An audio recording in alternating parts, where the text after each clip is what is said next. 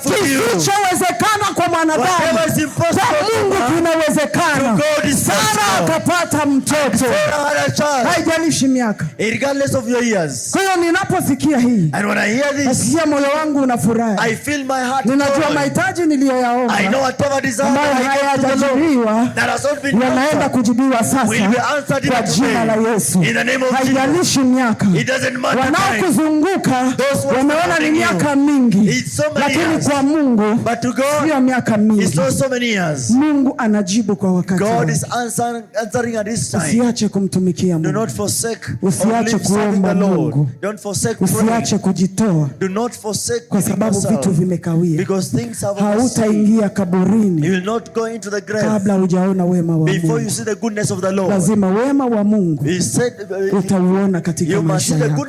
Biblia inasema ya kuwa Mungu akampatia Sara kicheko. And God gave Sarah laughter. Hakuna kitu cha maana kama so kujibebea mtoto mwenye ulitoa kwa tumbo. Like carrying your own child in your unaweza kuwa na watoto wengine, you might be having so many children, na wakakupenda ndio, and they love you, yes, pena sana, in fact lakini so ni baraka Mungu akupatie mtoto wa tumbo lako. God to give you your kwa hiyo baraka yako Mungu akakupatia, and therefore may God give you the right blessing. Usitegemee baraka za watu. Don't baraka za watu zina madharau.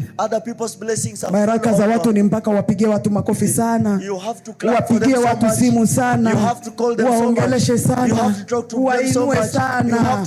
Lakini Mungu akakupatie baraka zako mwenyewe. Mungu akakupatie zako, sio za watu. Ukizunguruka kunazipata, ukienda kule unazipata, kwa sababu ni zako. Ni zako.